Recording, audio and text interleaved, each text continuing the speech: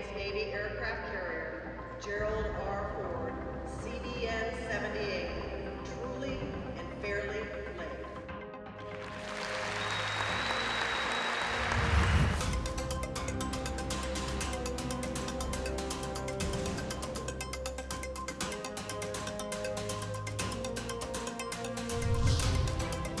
In naming CVN 78 after President Ford, we are bestowing an appropriate honor on a distinguished public servant who had a deep and personal connection with aircraft carriers throughout his life. No one would have appreciated more the honor of having a carrier named after him than President Ford. May the future sailors of USS Gerald R. Ford always show themselves to be worthy of their ship's name, and may they always honor the legacy of a great man.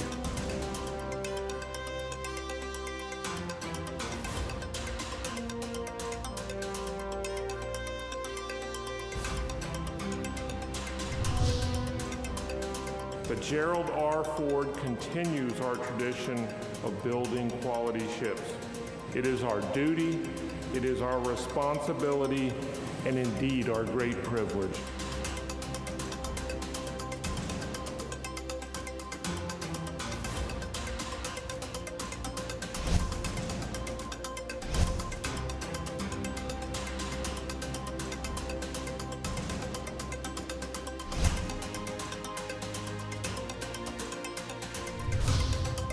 In time of crisis, and there were many during his presidency, President Ford and the presidents that have followed asked this one question: where are the aircraft carriers? Every day inches us closer to that day when the response from our Navy will be, Mr. President, Gerald R. Ford stands ready, awaiting your orders.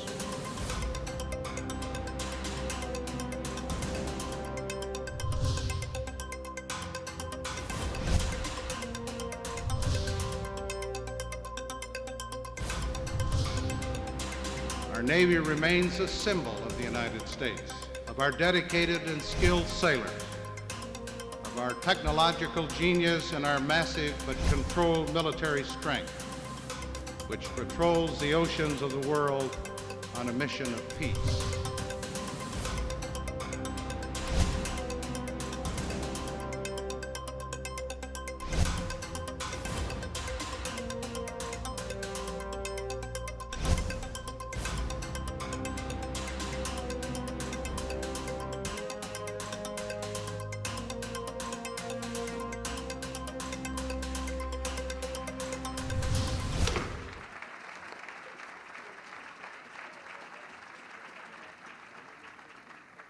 Ladies and gentlemen, welcome to the christening of the Gerald R. Ford CVN 78.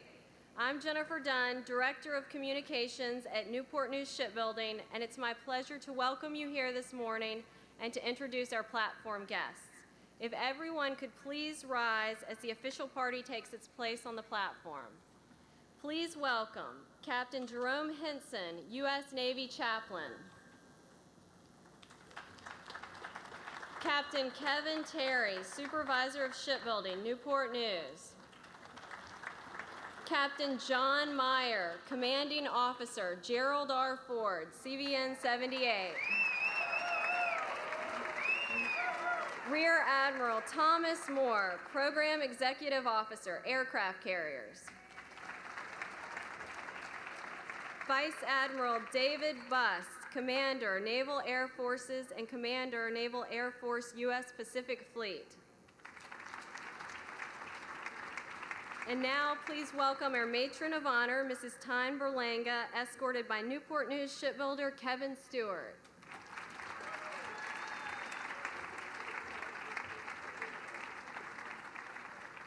And please welcome our second Matron of Honor, Mrs. Heather Devers, escorted by Newport News shipbuilder Gerald Barnes.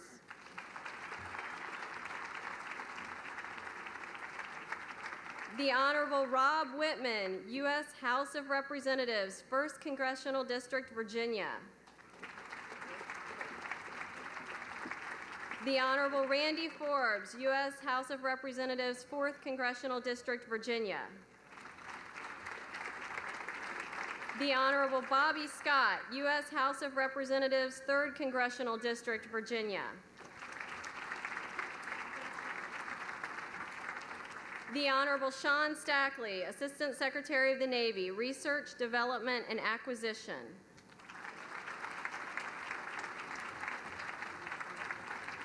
Mr. Mike Petters, President and CEO, Huntington Ingalls Industries.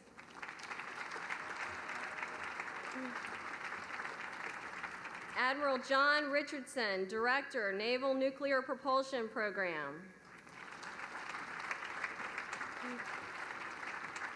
Admiral Jonathan Greener, Chief of Naval Operations.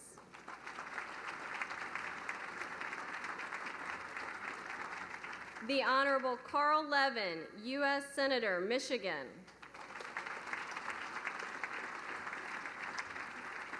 The Honorable Robert McDonnell, Governor of Virginia. The Honorable Donald Rumsfeld.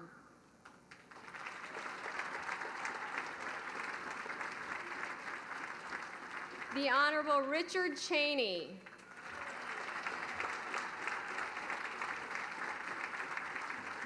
And now, please welcome our ship sponsor, Susan Ford Bales, accompanied by Newport News Shipbuilding President, Matt Mulheron.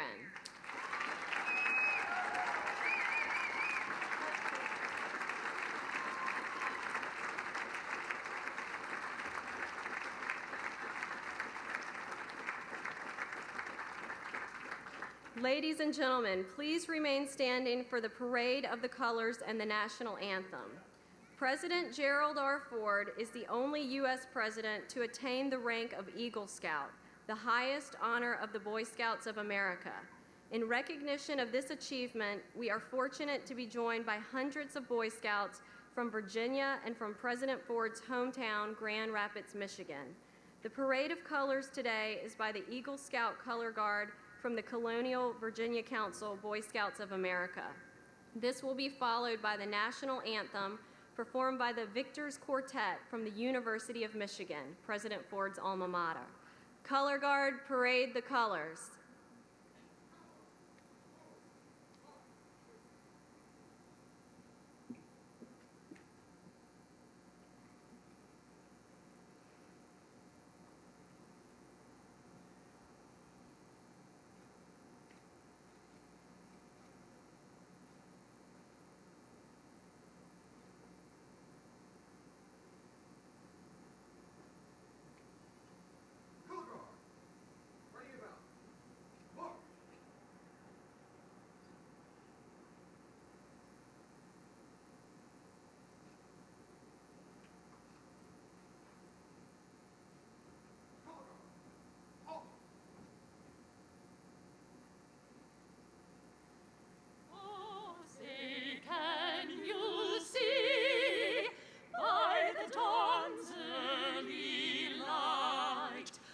So proudly we hailed at the twilight's last gleaming, whose broad stripes and bright stars through the perilous fight o'er the ramparts we watched were so gallantly streaming, and the rockets' red glare bursting gave proof through the night that our flag was still there. Oh, say does that star-spangled banner yet wave o'er the land of the free and the home of the brave. Color Guard, retire the colors.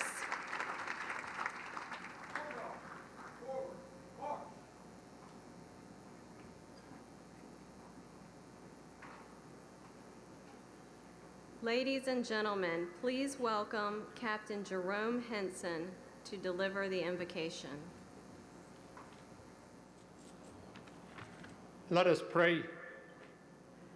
Almighty God, in times long past, the christening of a warship was a test of integrity.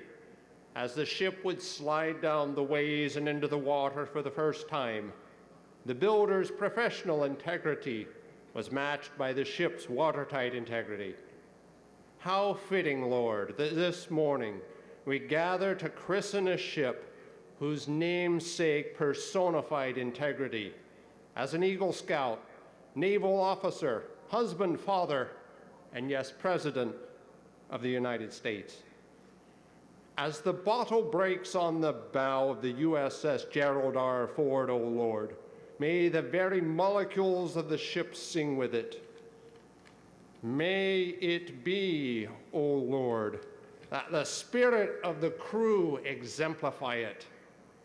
May it be, O Lord, that at every moment of testing, our nation may be found worthy of it. For it is only with integrity at the helm that the blessings of liberty may be safeguarded from now until the end of the ages. Bless this ship, her sponsor, the builders and crew, as we look forward to the day when she may be underway and at sea in your service. We pray, Amen. Please be seated. And now, please welcome Newport News Shipbuilding President, Mr. Matt Mulheron.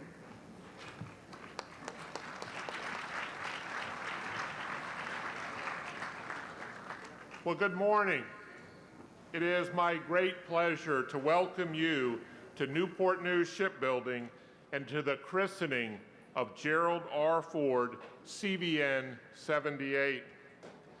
Distinguished platform guests, our sponsor, Susan Ford Bales, Huntington Ingalls Industries corporate leadership and board of directors, Navy flag officers, elected officials, union leadership, the crew of Gerald R. Ford, shipbuilders, ladies and gentlemen, we are so pleased you could join us and take part in today's ceremony.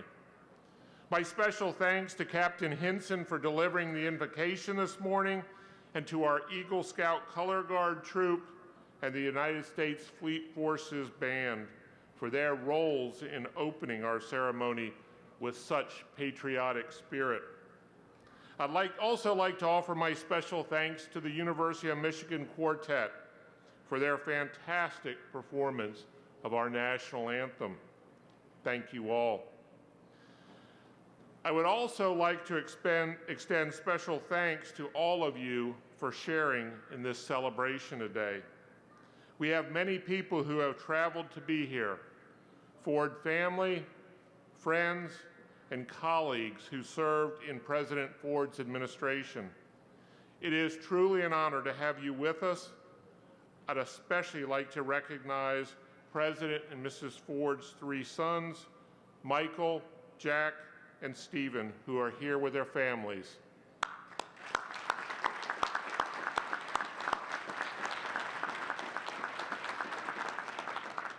The President's brother, Dick Ford, is also joining us today. Thank you, sir, for being here.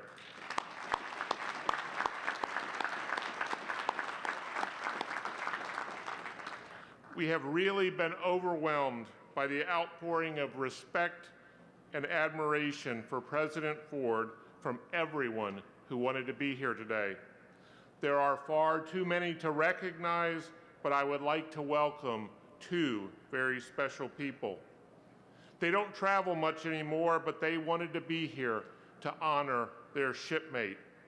They are proud World War II veterans who served aboard USS Monterey with President Ford, Mr. Dominic DeMasi and Mr. John Pfeiffer. We are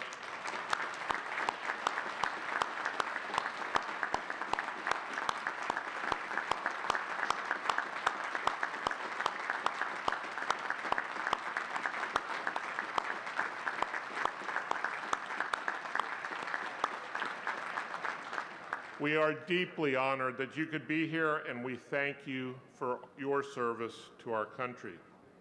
Today is a very special day for the Ford family, for the Navy, and for our shipbuilders. The video that kicked off this ceremony shows 4 years of work condensed into a mere 4 minutes. Although I don't tweet or Facebook or any of that stuff, I am told it will be available on our social media sites. I'm also told it'll probably go viral. Again, I don't know what that means. I do know the video was pretty amazing to watch. It shows the very best of engineering, design, manufacturing, and construction, of taking raw steel and turning it into something beautiful yet lethal. It shows the magic of shipbuilding. But what it can't show in 4 minutes are the late nights, the countless weekends away from family, and the long hours spent building this fine ship. What you can't feel are the freezing cold winter mornings or the blistering heat of an August afternoon. It doesn't show the work of our suppliers from across the United States, and 4 minutes doesn't show the thousands of shipbuilders right here in Newport News whose hands and hearts have touched this mighty vessel. It is truly remarkable. Today, I am extremely proud to be here representing the 23,000 shipbuilders of Newport News. They are the magic and art behind the science of shipbuilding, and they make it all happen.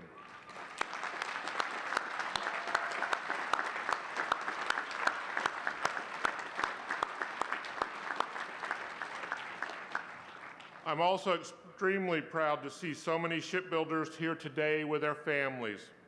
We couldn't build the most complex ships in the world without the support of our families. And we thank you for being here with us today and every day. CVN 78 represents years of hard work that began as a design concept, now engineered into the complex machine we celebrate today. She represents the U.S. Navy's continued dominance of the seas, and she represents the very best of American manufacturing, built in the USA by an all-American workforce. For more than a century, generations of Newport News shipbuilders have built ships under this guiding principles. We shall build good ships here, at a profit if we can, at a loss if we must, but always good ships. We take great pride in this responsibility to never sacrifice quality and integrity, to always do what's right for our Navy and for our nation. This creed also exemplifies the manner in which President Ford lived his life, from his early childhood as an Eagle Scout to his service in the United States Navy, and later as the nation's 38th Commander-in-Chief.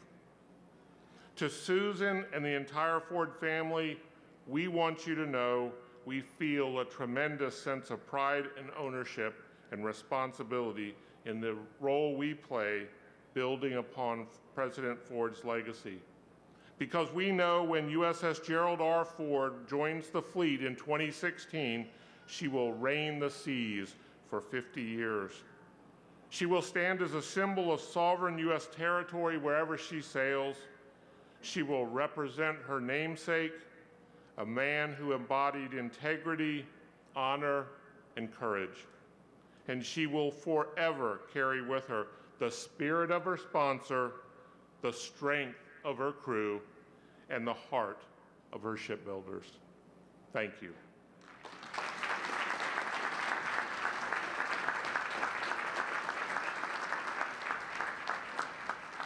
Before I introduce our next speaker, our current governor, I'd like to recognize our new governor-elect, Terry McAuliffe, who is also here today. Thank you for being here.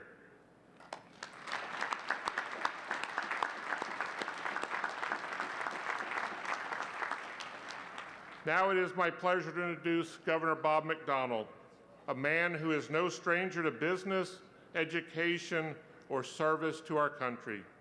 He has dedicated his life to public service, serving 21 years in the United States Army, both active duty and reserves, retiring as Lieutenant Colonel in 1997. He was first elected to public office in 1991 and has always been a strong supporter of Newport News Shipbuilding and manufacturing in general. In 2011, he signed a bill that allowed us to build our new apprentice school, which is just weeks away from opening. He understands the importance of jobs and having a pipeline of educated, skilled individuals to fill those jobs. He was sworn in as the 71st Governor of the Commonwealth of Virginia in January 2010. Ladies and gentlemen, please welcome Governor Bob McDonnell. Thank you. Well, thank you, Matt, and good morning, friends. On behalf of the First Lady, Maureen, and Governor-elect Terry McAuliffe and his wife, Dorothy, and the 8 million people of Virginia, I want to welcome friends from around the state and around the country here to the greatest shipbuilding facility in all the world, Newport News Shipbuilding.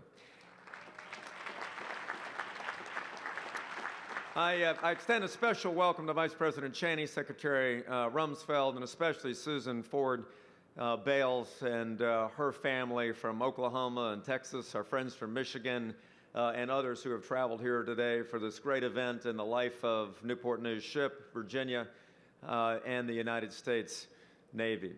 Matt, you and the thousands and thousands of world-class shipbuilders that work here at this facility are truly a great source of pride for our state and our country.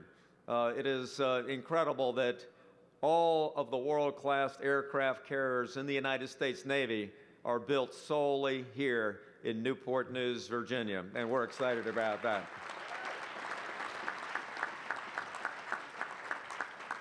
And your remarkable focus on bringing up the next generation of people in the technological disciplines that will build the next class and the continuing class of Ford class aircraft carriers are going to come out of that apprentice school that'll open here in just a couple of short weeks, and I appreciate your vision as well. Virginia now, for 237 years since the second governor of Virginia, Mr. Jefferson, signed the Declaration of Independence, have had this marvelous love affair with the United States Navy and the United States military. We've got 19 military bases. We've got the Pentagon. We've got 837,000 veterans living in Virginia, many of whom are here with us today. And of course, just across the water, we've got the greatest Navy base in all the world in Norfolk, Virginia. And we're so proud of those sailors that go all over the world in defense of freedom right here from Hampton Roads, Virginia. This is a day to honor both a ship and a man.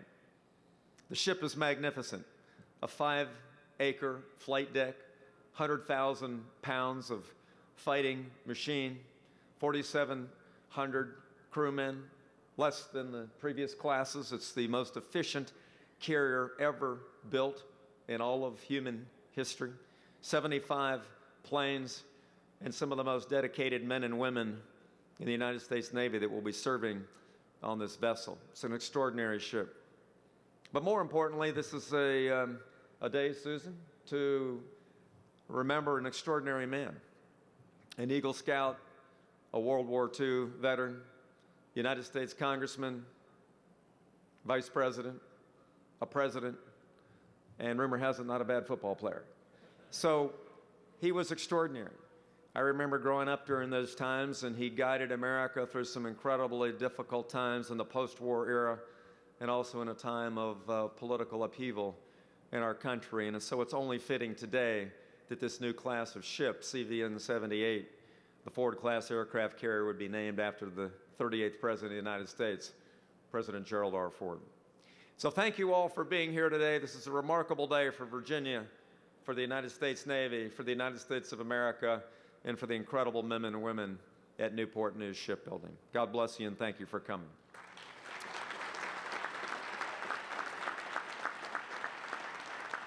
These ships don't get built without remarkable support from the United States Congress. And I'm glad to introduce to you now the man that represents Newport News, the Congressman from the 3rd Congressional District, the Honorable Bobby Scott.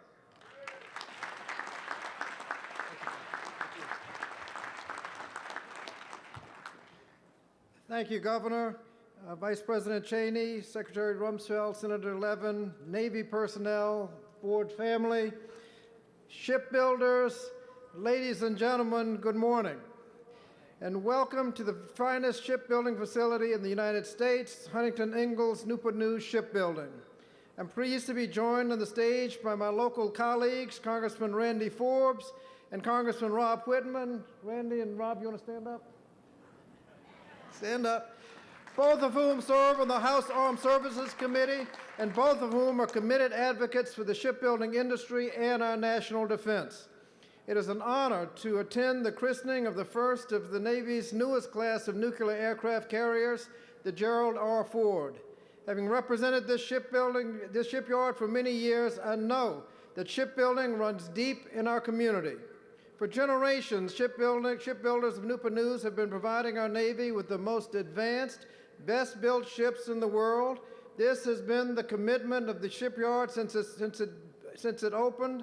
Collis P. Huntington, the visionary who founded the Newport News Shipbuilding and Dry Dock Company in 1886, as Matt reminded us, once said, "We will build ships at a profit if we can, a loss if we must, but always good ships." He would be proud to know that the shipyard he founded 127 years ago is still building not only good ships, but the best ships in the world. Today's ceremony ushers in a new era for America's Navy and honors a leader who served our nation in the wake of one of our darkest moments. President Ford's presidency was brief, but one of the most significant in the 20th century. His leadership in the months that followed Watergate scandals restored public confidence in the presidency. And having served aboard the aircraft carrier USS Monterey in the South Pacific during World War II, he would be honored to know that America's newest and most advanced aircraft carrier bears his name. The Gerald R. Ford will show the world that the United States continues to have the most advanced Navy. Nuclear-powered aircraft carriers play a critical role in protecting America's national security. These ships are able to respond rapidly to global threats and humanitarian relief efforts. The presence of the American aircraft carrier in a harbor, whether at home or abroad, is a strong reflection of America's naval power, and that power will be projected by a well-trained, dedicated, and courageous crew. Finally, it goes without saying, but the credit for the sturdy construction of the Ford rests on the shoulders of the world's best shipbuilders. The men and women who build and maintain these vessels are critical to the safety of our troops and the defense of our nation. These shipbuilders, many of whom are fourth and fifth generation shipbuilders, have always answered the call to construct and maintain America's finest ships to ensure that our fleet is ready to face any national defense challenge. I commend everyone here at Newport News for your hard work. Everyone here is very proud of your contribution to the defense of our nation. Thank you very much.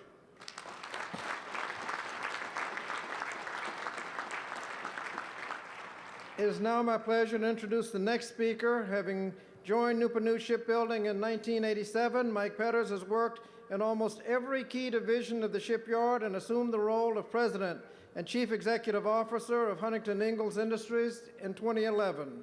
A native of Florida, he holds a bachelor's degree in physics from the U.S. Naval Academy and an MBA from the College of William & Mary. A Navy veteran, he served aboard the nuclear-powered submarine USS George Bancroft and spent 5 years in the U.S. Naval Reserve. Mike understands how critical shipbuilding is to our national security, and he has led this company with remarkable distinction. Ladies and gentlemen, the President and CEO of Huntington Ingalls Industries, Mike Petters.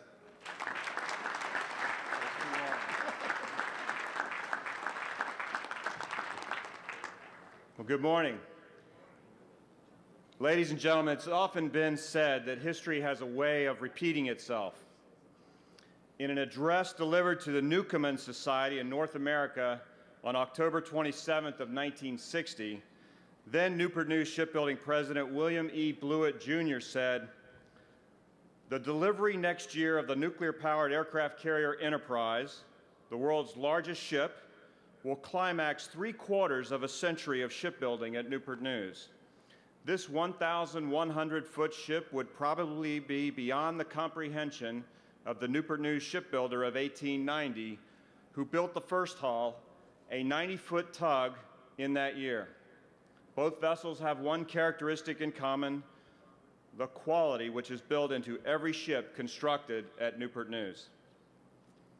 Now today, just over 53 years later, we are here to witness the christening of another carrier, the lead ship in its class, that when operational will have technology, capability, and flexibility that is surely beyond the comprehension of the many who helped build the USS Enterprise. Yet to once again quote Mr. Blewett, both vessels have one characteristic in common: the quality which is built into every ship constructed at Newport News. Senator Levin, Governor McDonnell, congressional representatives, flag officers, all the distinguished platform guests and special guests in our audience, ladies and gentlemen, on behalf of the Huntington Ingalls industry shipbuilders in Virginia, Mississippi, Louisiana, California, and across the globe, it is my great pleasure to join Matt in welcoming you to the birthplace of America's nuclear-powered aircraft carriers. And to our sponsor, Susan, thank you for being such a wonderful and gracious sponsor. And importantly, thank you for your constant and continuous interest and participation in the progress of this ship. You have shown great passion not only for this ship named for your father, but also for the men and women who are building CVN 78, and this means so much to us all. Thank you. Now this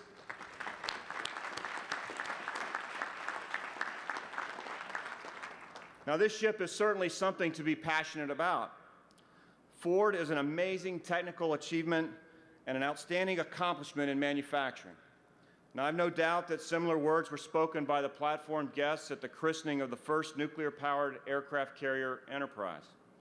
And I don't think anyone attending that ship's christening 53 years ago could have begun to predict the unknowns where this ship would boldly go. A ship equipped with ever-changing and more innovative technologies that brought capabilities that were yet to be imagined. Yet I'm confident that they knew then that they were witnessing history in the making, as are we today. We stand here at a time and in a place bookended by the past and the future of nuclear-powered naval aviation, just within a couple of miles of each other. At a pier to the south of us rests the USS Enterprise, a stalwart of naval aviation and Ford presence for 52 years, the first of her kind. Here in the north, we help and usher in the future with the lead ship in a new class of carriers, a ship that is the first of her kind, a warship built to protect her precious cargo, the men and women of the greatest Navy in the world, a ship designed for the present, yet like Enterprise, one very capable of going boldly into the unknown of the future. When deployed, Gerald R. Ford will sail the open seas as a 100,000-ton diplomat for a half-century, a formidable statement of national purpose, proudly bearing the stars and stripes of the greatest country in the world. And like those that came before us at the Enterprise christening in 1960, we cannot predict what missions Ford will accomplish, nor the dangers she will encounter, or what the officers and crew who sail her, many not yet even born, will witness in their service to America. Yet there are a few things of which we can be certain. We know that USS Gerald R. Ford will enter service in an uncertain world. We know that she will be equipped with the best technology, the most modern weaponry, and the finest officers and crew who will uphold the principles of American democracy and freedom. And we know she will proudly sail under the name of a man, a husband, a father, and a former president, Gerald R. Ford, who held himself and his leadership of our country to the highest principles. And we know that this ship will demonstrate flexibility, capability, and unsurpassed ability to successfully leverage evolutionary and even revolutionary technology in a constantly changing world environment. We can be certain of these things because Ford, like Enterprise, like Nimitz, and like each of the other 9 nuclear-powered carriers in the fleet, past and present, bears the built by stamp of the best shipbuilders in the world. Shipbuilders who are part of a talented and in some cases fragile industrial supplier base that we need to be very mindful of protecting. Gerald R. Ford, CVN 78, is a unique symbol of the best of complex American manufacturing, created for the global good. Built in this place in Newport News, Virginia, where founding father Collis P. Huntington said in 1889, "We have laid our calculations for a shipyard that will be a credit to our country as well as ourselves." Now, if Huntington were here today, he would be proud to know his expectations were more than met. He would be most proud to know that he built a shipyard where the best of history repeats itself and where today, once again, history is being made. Of this, we can be certain. Thank you and congratulations to the shipbuilders of Newport News, to the Ford family and friends, and to the United States Navy. God bless all of you, and God bless America.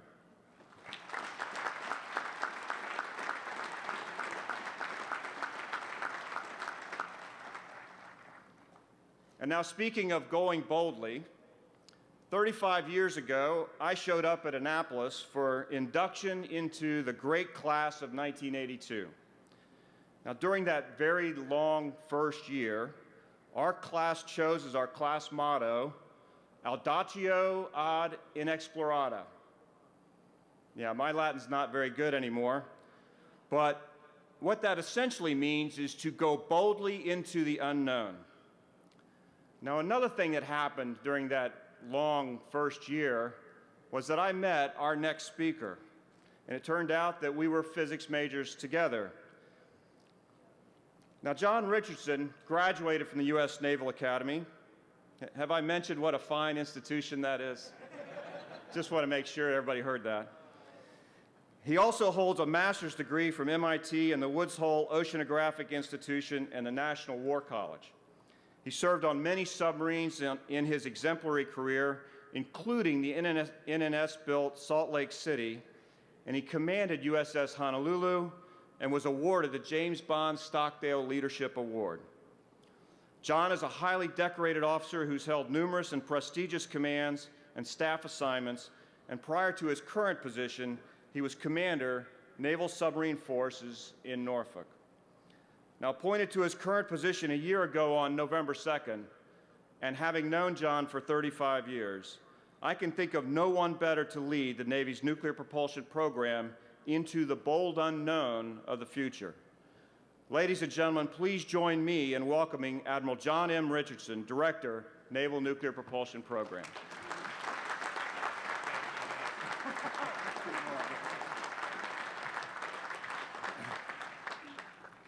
Well, thank you, Mike, and it is always an honor to follow you. I think what Mike meant to say that since our Naval Academy days and really throughout my career, I've followed Mike.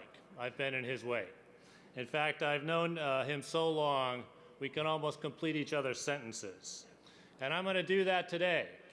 I'm going to pick up, Mike, where you left off, so that our remarks, when combined, will really form one speech, sort of part A and part B, symbolic, really, of the teaming between shipbuilder and the fleet that we see here today.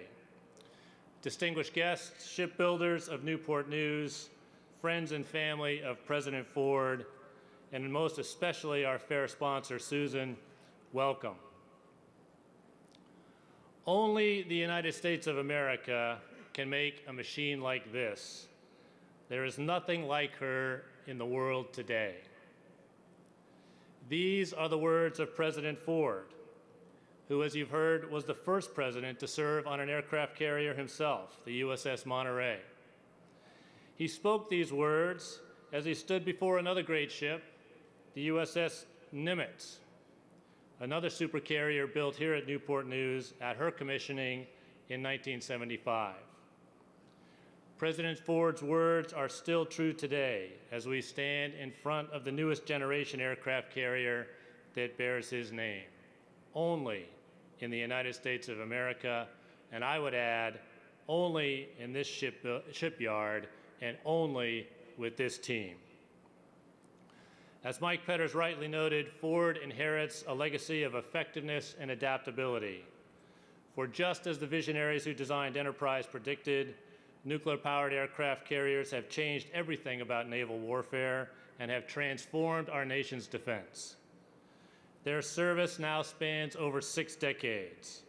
About this time 1 year ago, I was part of the ceremony to inactivate Enterprise after 25 deployments over 51 years. When she was launched from right here at Newport News Shipbuilding, she was powered by 8 reactors, the biggest power plant in the world at that time.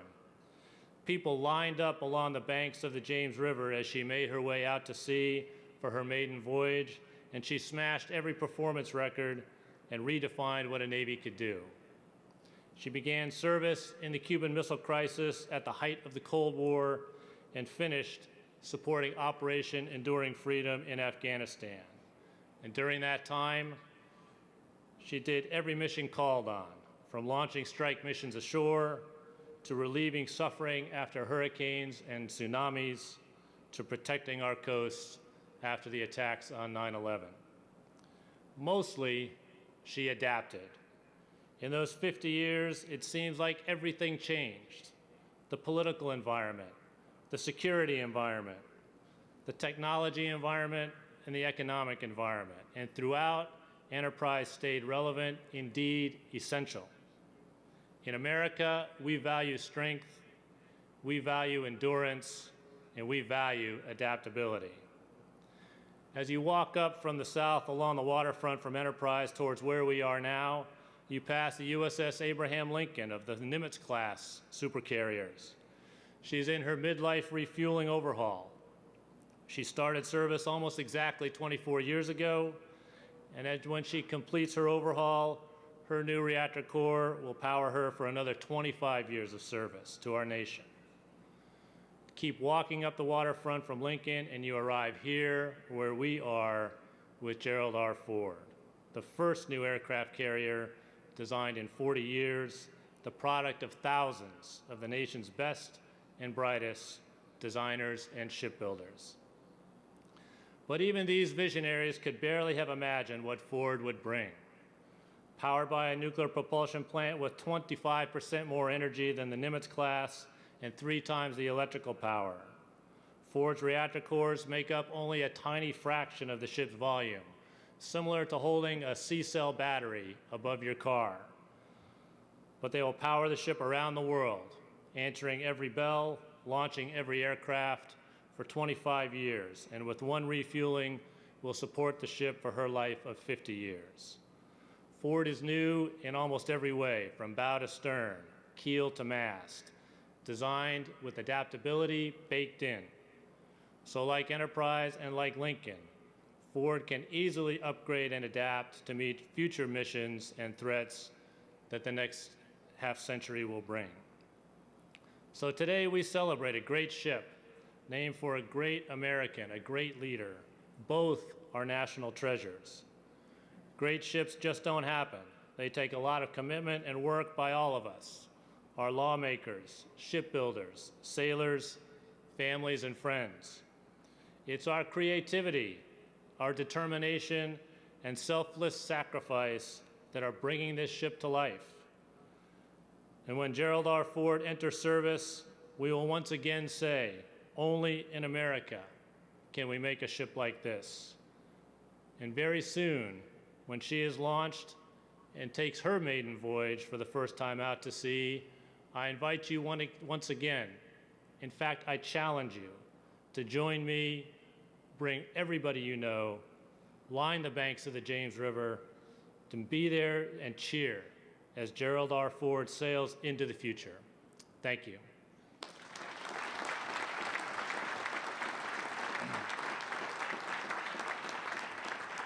It is now my distinct pleasure to introduce our next speaker, who was a by-name call to be here today by our sponsor because of the close relationship he shared with President Ford and the Ford family. He is a distinguished public servant and a steadfast patriot who has dedicated his life to the service of this great nation. Secretary Rumsfeld has a wealth of experience gained over half a century in service in both the public and private sectors. He served the nation as a naval aviator, a congressman, a counselor to the president, ambassador to NATO, White House Chief of Staff, and our youngest Secretary of Defense. He later served in the private sector as the Chief Executive Officer of 2 Fortune 500 companies, and again, served our nation as our 21st Secretary of Defense. He directed the actions of the Defense Department in response to the terrorist attacks on September 11th, 2001, and led us through 2 wars in Afghanistan and Iraq. While at the helm of the Pentagon, Secretary Rumsfeld imparted his personal vision into the Ford-class design, recognizing the value of nuclear-powered aircraft carriers and urging the Navy to accelerate efforts to complete the leap to a much more capable and operationally available nuclear-powered aircraft carrier design. His DNA is in this ship. He led the most profound change in the Department of Defense since it was organized in the late 1940s, from a new national security strategy to a joint CONOPS, to restructuring missile defense, to a new global posture and a new investment strategy. These changes are remarkable and far-reaching. To lead change of this magnitude takes vision, perseverance, and courage, and our Secretary of Defense embodies all of these key attributes. Ladies and gentlemen, please join me in a warm welcome for our 13th and 21st Secretary of Defense, the Honorable Donald Rumsfeld.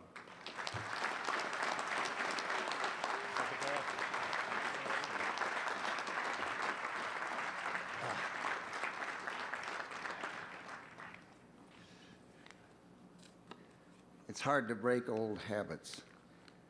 Every time I see an admiral, I look down to see if my shoes are shined. Thank you so much, Admiral. Shipbuilders, men and women of the crew of the USS Gerald R. Ford, Susan, these wonderful members of the Ford family here in the first row, distinguished guests, and ladies and gentlemen. 7 years ago this month, I phoned President Ford to wish him a happy Thanksgiving. He sounded fragile.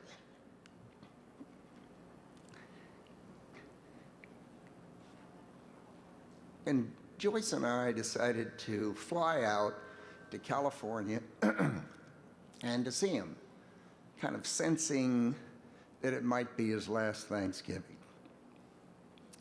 He was weakened and he was in a chair, couldn't move much. But when we came to the door, he greeted us with this shout of welcome. He was still strong and a friend, a good friend. He beamed when I took a hat like these USS Gerald R. Ford hats, baseball caps, and put it on his head and gave him a sketch of what this amazing aircraft carrier would look like. As it happened, my link to Gerald Ford began with an aircraft carrier many, many decades before. A ship, I suppose, that not only much smaller would probably fit on a third of this flight deck. In 1944, the USS Monterey was one of several ships in the Third Fleet, hit hard by a violent typhoon in the Pacific that took out, as I was told, 3 destroyers and over 150 naval aircraft. A team worked 7 punishing hours in something approximating 100-knot winds to keep the Monterey afloat. And at the head of the fire brigade was a an unassuming attorney from Grand Rapids who'd volunteered to join the Navy after the attack on Pearl Harbor, Gerald R. Ford. A decade or so later, that ship, the Monterey, was stationed at Pensacola, Florida. And as a budding naval aviator, I made my first 6 carrier landings aboard the USS Monterey. That was June 5th, 1955. And it means something to me that the carrier I landed on was the same ship whose history was intertwined with the man I came to admire and respect so greatly. 8 years later, in 1963, I would have the privilege of serving with Jerry Ford in the United States Congress, an institution he loved.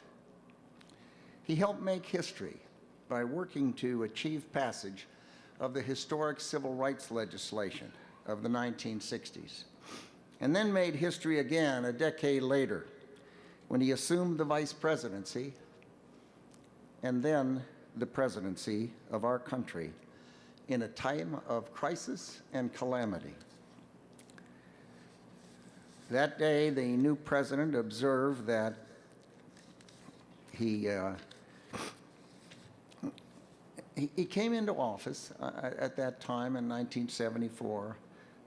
It was a time of enormous pressure and high stakes. Our enemies were searching for weakness, so our president, he had to be strong. Our institutions were shaken, so the president had to be decisive.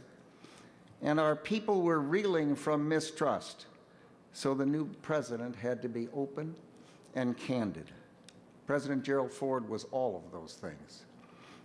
He was a man of courage and solid values, and I know that the men and women who sail this ship will bring those same qualities in their service to our nation. It's fitting that the USS Ford is the first new class since the Nimitz-class carriers. In the first year of his presidency, Gerald Ford spoke at the commissioning ceremony of the USS Nimitz. That day, the new president observed that a naval vessel is a symbol of the person whose name she bears. He said one of the things he was proudest of, that he could say that I served under Admiral Nimitz in the Pacific, unquote. And today I know something of how he felt, because one of the things I'm proudest of, that I can say I served with President Gerald R. Ford. May God watch over the officers and the crew who will serve aboard this great ship. And may God bless the nation and this ship's namesake, loved and served so well.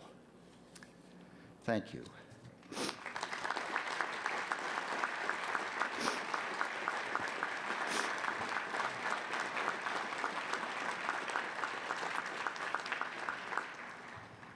And now it is my honor and very high privilege to introduce a man who worked very closely with President Ford, an outstanding congressman, a distinguished former Secretary of Defense, and an outstanding leader who I have had the great pleasure to know as a close friend for now more than 4 decades. Ladies and gentlemen, the former Vice President of the United States of America, the Honorable Richard B. Cheney.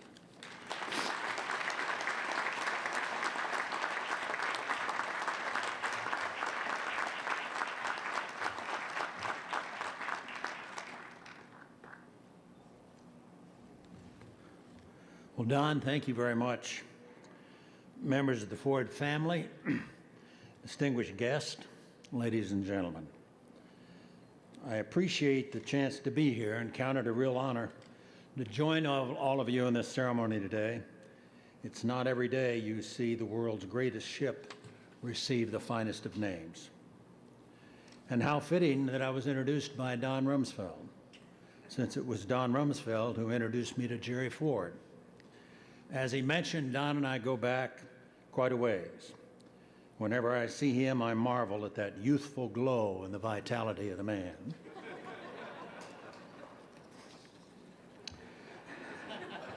pretty funny line. These days, people comment that we are both the picture of health.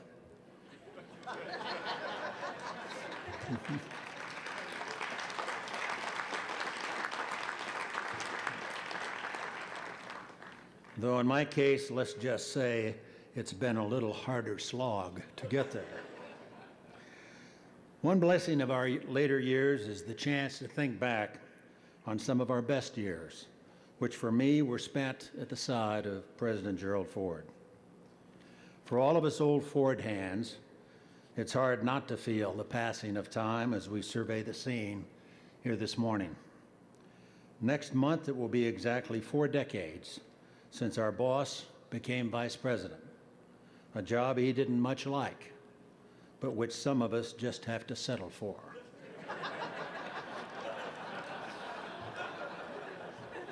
For Jerry Ford, of course, the second spot was merely brief preparation for the hardest responsibility. When that command fell to him in the summer of 1974, the White House was what you might call a listing ship.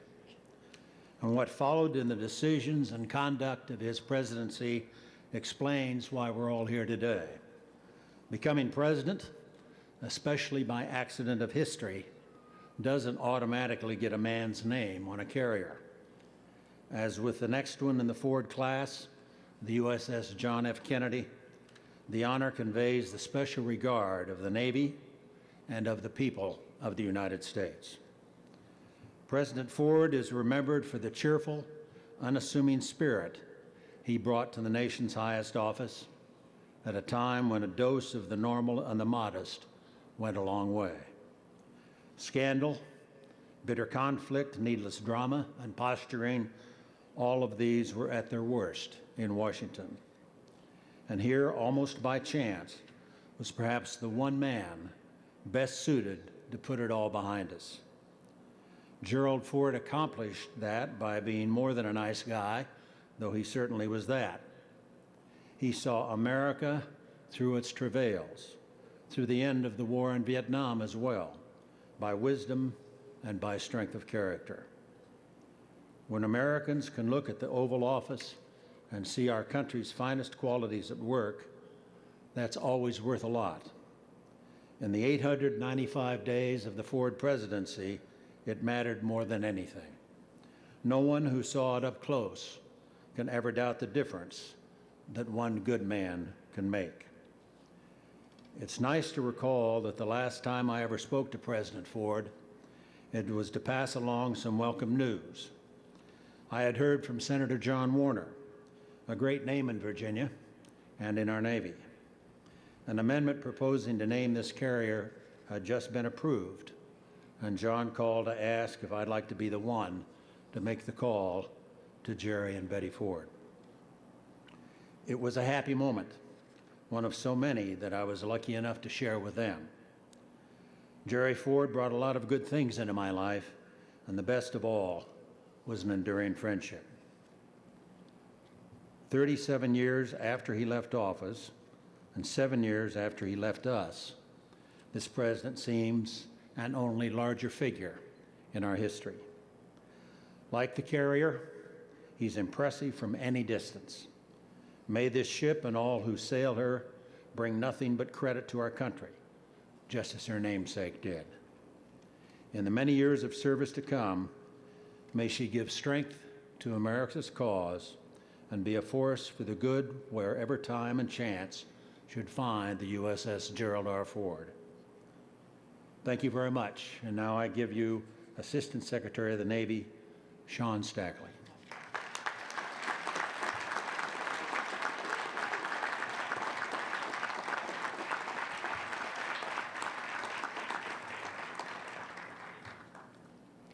It is said that those whom we choose to honor says a great deal about who we are.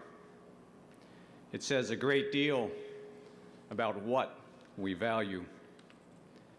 History will remember Gerald Ford as the man who, when the great constitutional crisis of the last century gripped our nation would be chosen by Congress to lead our nation from that darkness. And today, as we remember him as the man who restored trust in our government, as we herald his decency, his integrity, his bipartisanship, his will to put the interest of America above all else, we say a great deal about what we value. And in our Navy, we take particular pride knowing that long before he became our commander-in-chief, before he rose through the ranks in his beloved House of Representatives, he served in our Navy. And his years at sea, at war in the Pacific, that taught him that most fundamental truth, that we are a maritime nation, would serve him throughout his time at the helm of the Congress and of the country. You have heard told that 38 years ago, in a ceremony much like this morning's, President Ford commissioned the Navy's then newest aircraft carrier, the USS Nimitz. And though he could not have imagined the many turns of history that would separate us today from that morning, his remarks on that occasion would prove prescient. As each of us here looks upon this great ship, he said, a single thought must seize our mind, that only the United States of America can make a machine like this. There is nothing like it in the world today. And he went on. This great ship is a symbol of our immense material resources and skilled manpower, of our inexhaustible energy, of our inventive and productive genius, and of our great military strength.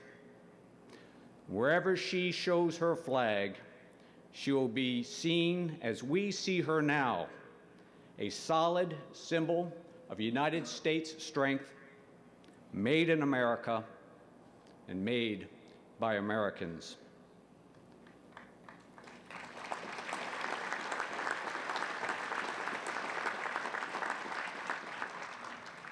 That was 38 years ago. Today, near 100 ships of our Navy are deployed around the globe. In the Nimitz, she's underway in the Mediterranean. In the Truman, she's turning into the wind in the Arabian Sea. And the George Washington watches over the South China Sea. And yes, they are a symbol of United States strength and United States resolve. And as we marvel at the technology and the daunting numbers that measure the Gerald R. Ford, we must not lose sight that from the time of his service on board Monterey to this day, the need to show presence and project power anywhere in the world from a piece of sovereign territory called a U.S. Navy aircraft carrier is fundamentally core to our nation's security.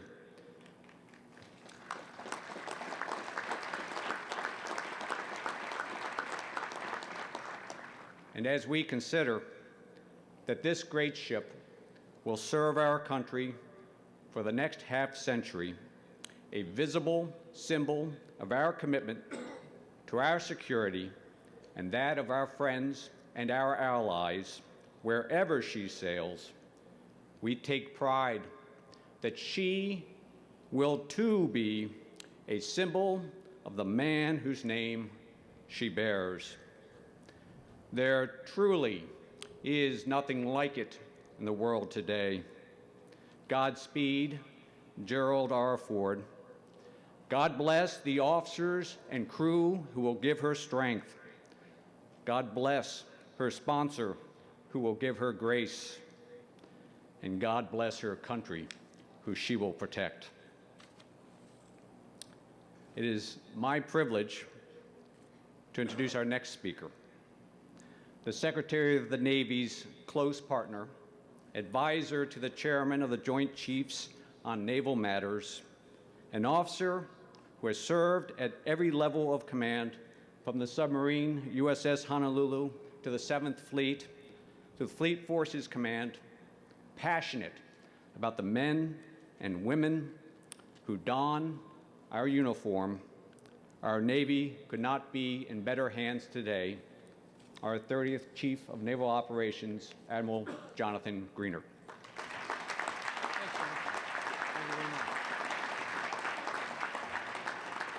Thank you, Sean. Distinguished guests and friends, welcome, good day. And Susan Ford Bales, thank you again for being our sponsor. It is a great day. We've been talking about that. It's the culmination of years of hard work and vision, and we talked about that. The design effort for this great machine started nearly 20 years ago, and her keel was laid in November of 2009. She is, as Sean just mentioned and as others have mentioned, the centerpiece of America's power projection capability, and the carrier is the centerpiece of our very sea power. Now, Ford will herald in a new era of a carrier fleet. She is truly a technological marvel. But what does her future portend? Well, let's look back a minute, as we have a little bit earlier this morning. The carrier has been really, and it is, our most adaptable platform in the Navy. The Enterprise. She was integral, she was powerful through 5 decades, 25 deployments. She first deployed in 1962 in response to the Cuban Missile Crisis. And she last deployed just a year ago, 2012, where she supported Operation Enduring Freedom. She was at the tip of the spear. She had evolving payloads, and she remained relevant for over 50 years. Now, the Ford, for sure, will carry on this proud and very powerful legacy. She will carry unmanned aircraft, joint strike fighters, and she will deploy lasers. Yep, she'll deploy lasers. This platform will adapt to the security needs, whatever they may be, throughout her life, and she will operate at the tip of the spear because, like the rest of your Navy, she will operate forward and be where it matters, and she will be ready when it matters. But let's remember what makes this carrier and what makes your Navy great. It's the Navy civilians who designed the carrier for what will be the 21st century, her life. It's the shipyard workers we mentioned earlier who built the fine ship that she will be. And it's the sailors who will man her. And perhaps more importantly, the families who will support their sailors who will sail perhaps in harm's way. This is the 40th anniversary of the all-volunteer force. It's our sailors who will man this great machine and who man all of our ships around the world that are our asymmetric advantage. Technology is wonderful. It's terrific. We should embrace it. But it's our people that underpin our success. Our industrial base, our builders, and our sailors and their families. So, sailors will ensure that Ford adapts to future challenges. The world will change. The air wing, that is the aircraft that she will employ, will evolve. The payloads will evolve, but it'll be the innovative, dedicated sailors that will remain the constant, the products of you out there and out across America that will join something bigger than themselves and make them Ford adaptable and relevant, clearly well into the century. It is my privilege and honor to introduce our keynote speaker. And ladies and gentlemen, I can't tell you how much more fun it is to be on the same side of a microphone as Senator Carl Levin. It's fairly much cooler than the other way around. But like President Ford, he also hails from Michigan. And he was very instrumental in the naming of this great ship.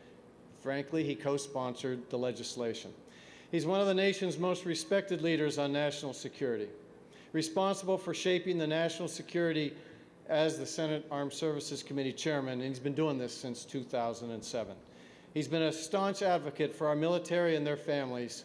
The Levins have taken care of our families. and he's committed to the improved wounded warrior care. He is a judicious steward of taxpayer money, and he has led oversight efforts in that regard, establishing new cost controls through the 2009 Weapons System Acquisition Reform Act. He understands the need for more capability sooner, but at a proper cost and probably at a lower cost. So ladies and gentlemen, please join me in a warm welcome. It's my pleasure to introduce the Honorable Senator Carl Levin.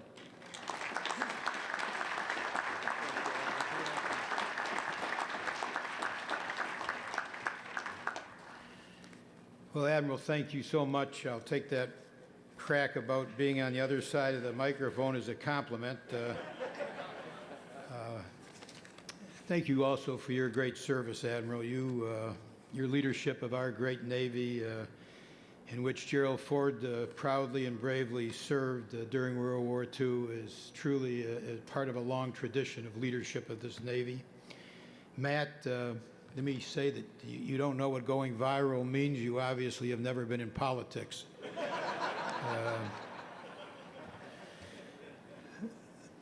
I am truly honored to be with you all today. It's a remarkable day to be a Michiganian for many reasons. We've got some great Michiganians who have sung to us already and will sing to us again. When you say and shout out, "Go Blue," in this audience and at this moment, it's really serves a double purpose. It's a twofer to say "Go Blue" at this particular moment. Being here with my wife, Barbara, reminds me of the love that Gerald Ford had for Betty and of his devotion to his family. Near his grave in his hometown of Grand Rapids stands a pedestal engraved with a quote from his remarks upon taking the oath of office. And he said, "I am indebted to no man and to only one woman, my dear wife, as I begin this very difficult job." Well, we Michiganians are proud to call President Ford one of ours. That's not just because he held our nation's highest office, but because of the manner in which he held that office, with a fundamental goodness of heart and generosity of spirit that all of us in public life should try to emulate. There is perhaps no more visible, more powerful representation of America's military strength than the hull that towers above us. No other nation makes carriers like America makes them, and this will be the most powerful American carrier ever to sail. Yet for every time that this ship will instill doubts in the minds of our adversaries, it will many more times give hope to our friends and to the people of the world. It will be welcome support in time of crisis, and it will be also comfort bringing in times of disaster and grief. And so it is truly fitting that it will bear the name of Gerald R. Ford. Gerald Ford sought to replace division and doubt with unity and hope. He took office at one of the most tumultuous moments in the history of our country, indeed in the history of democracy anywhere. His task was to calm America's stormy waters so that we could regain our self-confidence as a nation. George H.W. Bush observed, as Vice President Ford prepared to take office as President, "What we need at this juncture in our history is a certain sense of morality and a certain sense of decency." Well, that's a perfect description of Gerald Ford. He was the right man for the time.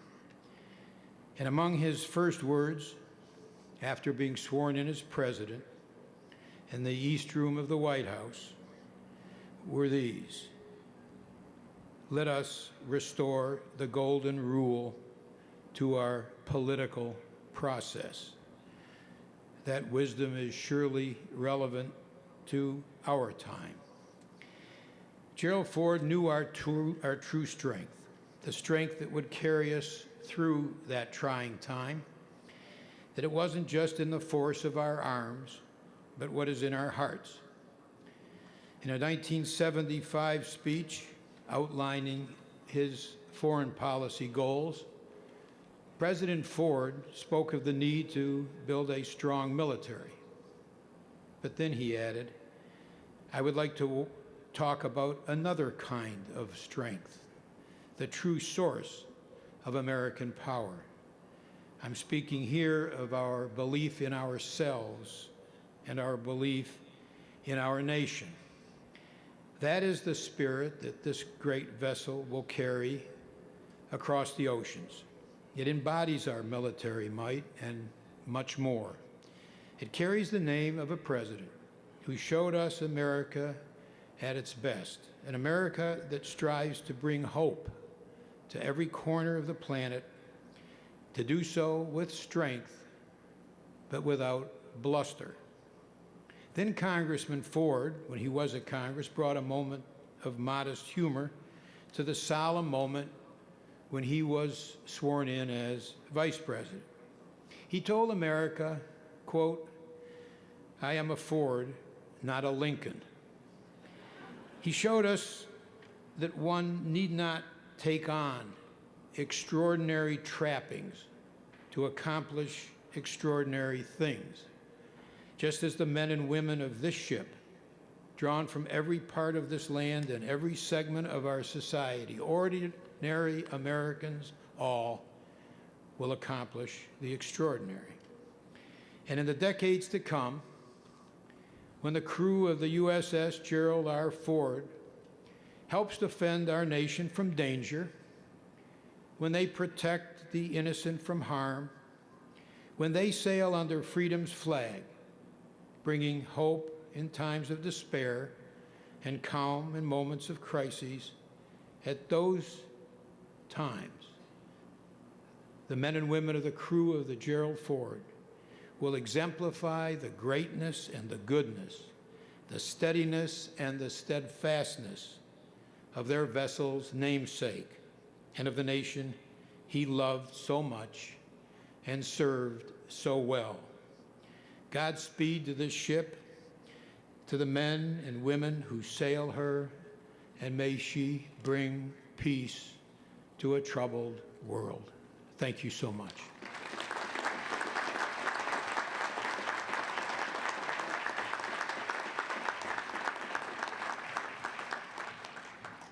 Thank you, Senator Levin. As you have heard today, USS Gerald R. Ford will be the most advanced aircraft carrier in the world when she joins the Navy's fleet. She will have the latest technology installed, innovations like a new propulsion plant, a new island, an electromagnetic aircraft launching system.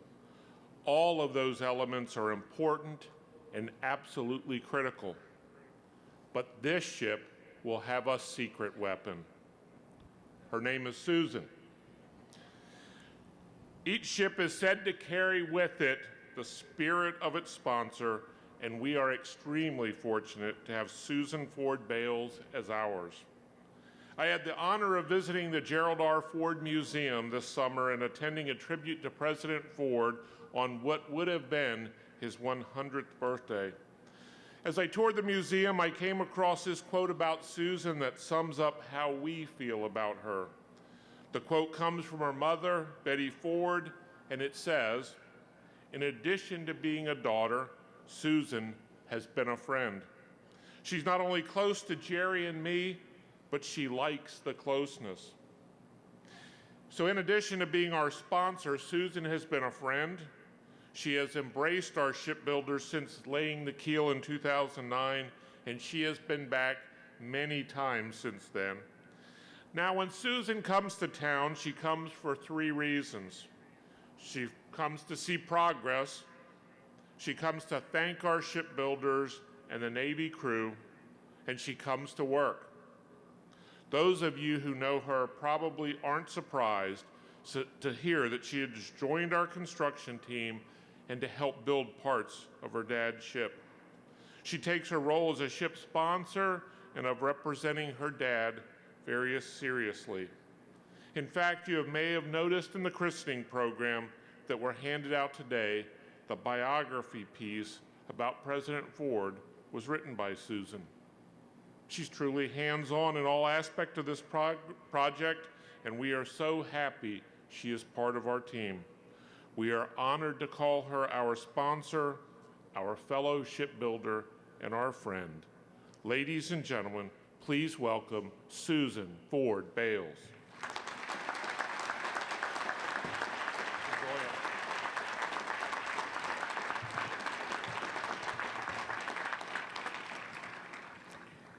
Thank you, thank you, thank you, thank you, Matt.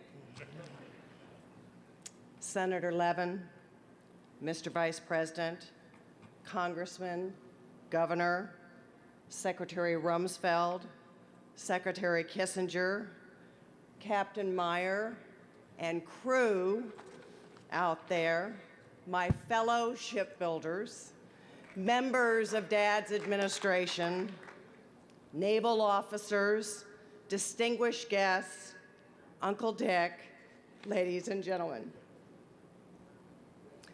A presidential historian was once asked how he would describe Gerald Ford.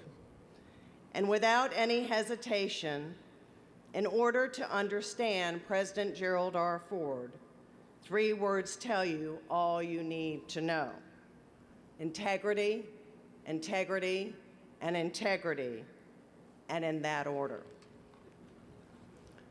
Today, we remember and honor a lifetime of integrity.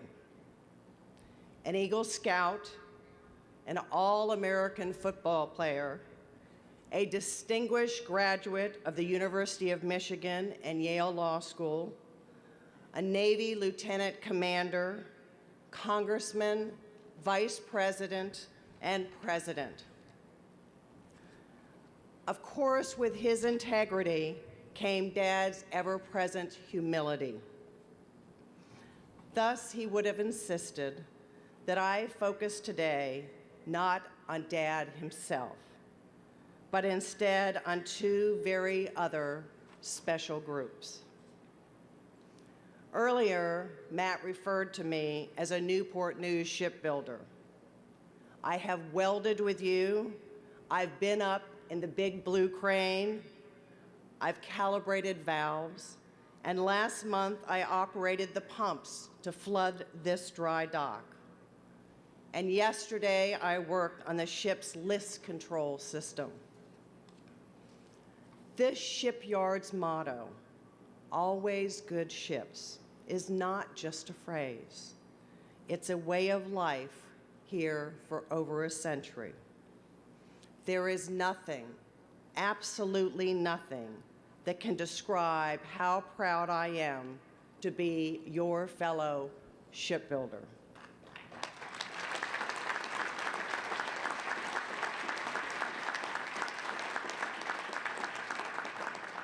Your integrity and patriotic commitments to excellence are without equal. Shipbuilders of Newport News, you are a national treasure. In a few days, the newly christened USS Gerald R. Ford will leave this dry dock forever, but she will not leave it alone. Unlike ships before her, when the USS Gerald R. Ford leaves this dry dock, her future voyages will be different than those ships, much different. It is now my honor to make an announcement regarding the official name of CVN 78. Ladies and gentlemen, as the ship's sponsor and on behalf of Gerald R. Ford, I hereby declare that the name is the USS Gerald R. Ford, and it and shall be permanently united with the shipbuilders of Newport News Shipbuilding. Thank you, fellow shipbuilders.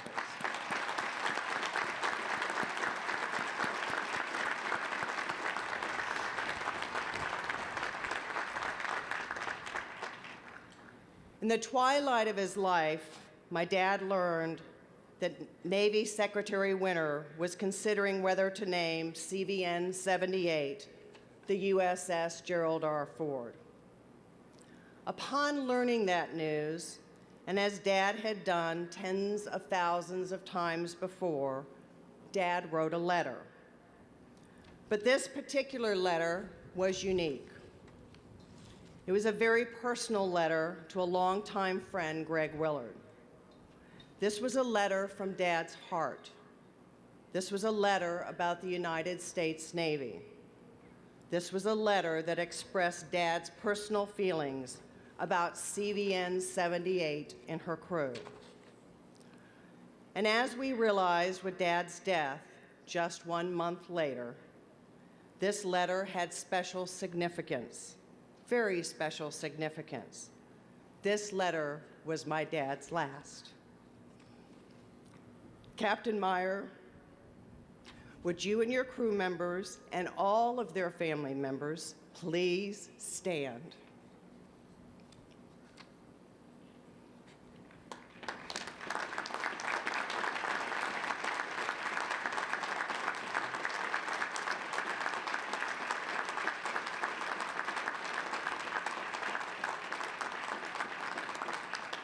In this and his last letter, Dad wrote, quote, "In closing, Greg, please permit me a personal reflection in my life. I've received countless honors, but none was greater than to wear the uniform of Lieutenant Commander in the United States Navy and on the aircraft carrier in the South Pacific during World War II. I learned to respect and to rely on my comrades as if my life depended on it, because often it did.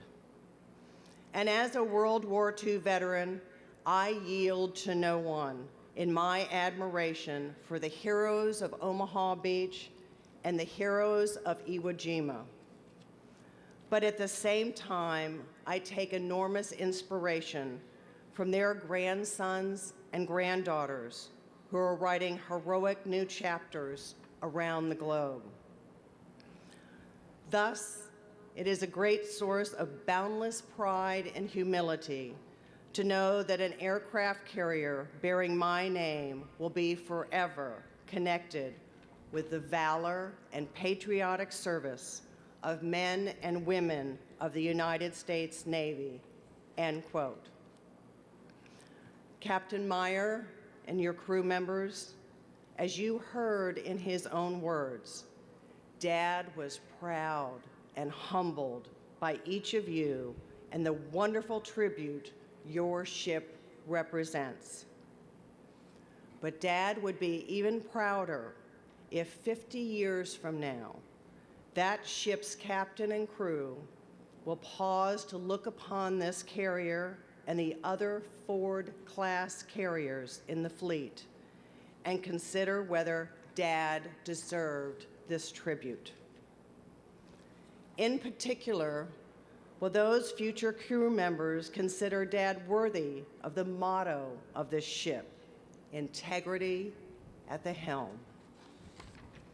Today, Captain Meyer, you and your crew have spoken to those future crews about Dad's lifetime of integrity. You've expressed your own views about his integrity and its importance to this magnificent carrier. Dad, their message fills this shipyard. You kept your promise. You healed the nation. You gave the American people a president that was a shining beacon of integrity at the helm. And as demonstrated by Captain Meyer and by the crew, and by this mighty carrier, the American people are forever grateful to you. And Dad, I'll always be proud. Ladies and gentlemen, On behalf of the 38th President of the United States, thank you from the bottom of my heart for this extraordinary tribute to my dad. May God bless and watch over the USS Gerald R. Ford, those who build her, and the men and women who will sail her into harm's way. And may God's perpetual light shine upon Gerald Ford and Betty Ford and the nation that they love so well. Thank you.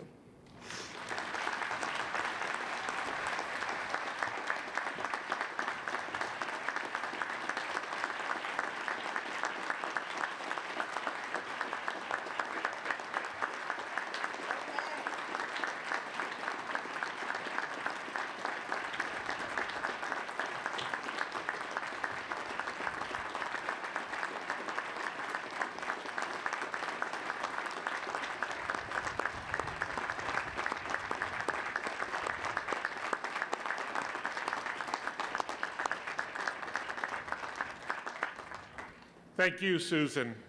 And now for the moment we've all been waiting for. I'd like to ask Susan, Senator Levin, and Captain Meyer to join me as we make our way to the bottle break platform. When we get there, the shipyard whistle will sound, indicating it's time to christen CVN 78. Would you join me?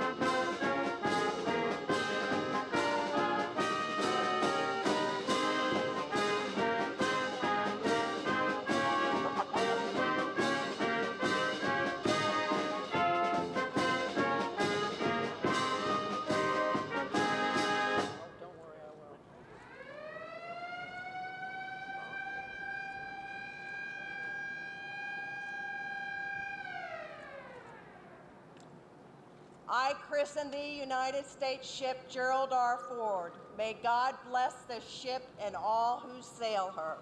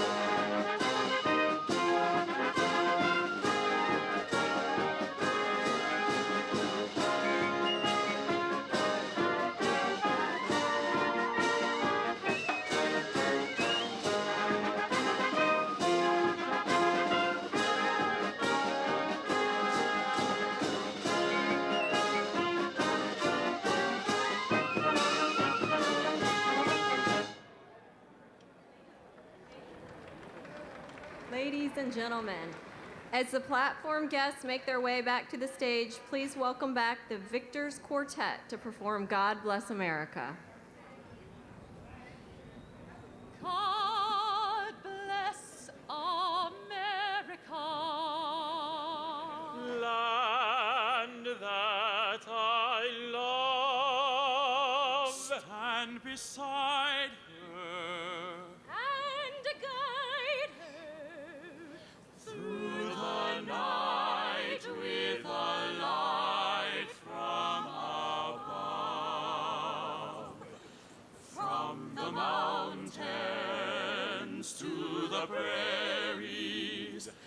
to the oceans white with foam.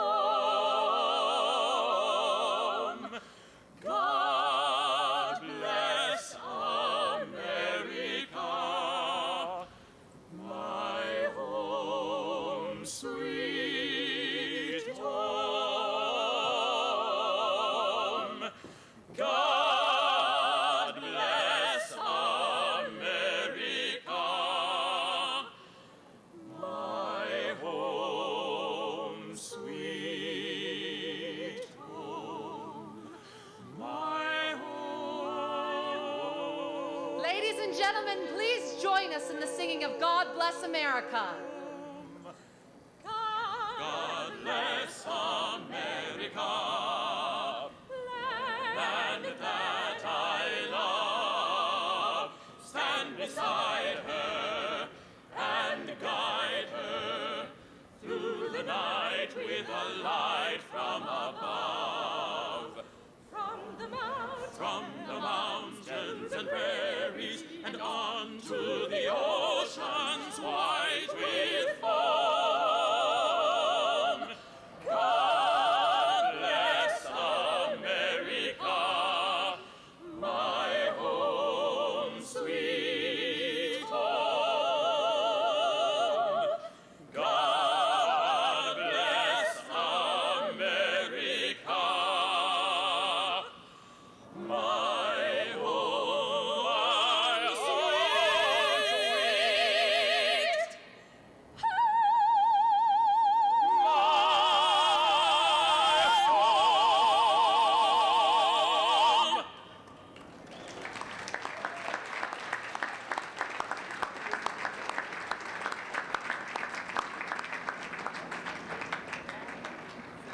Well, as we wrap up today's ceremony, I think we can all agree that was a great swing.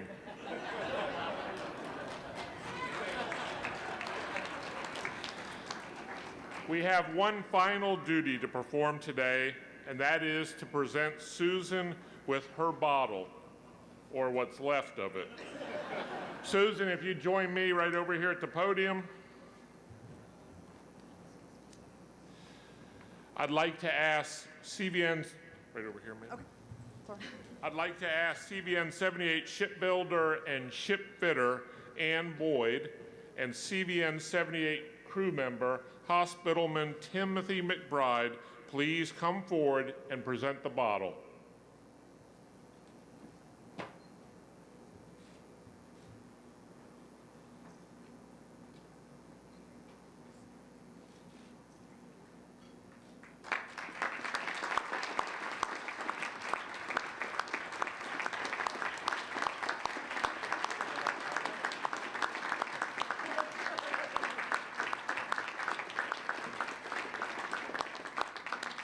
Thank you both.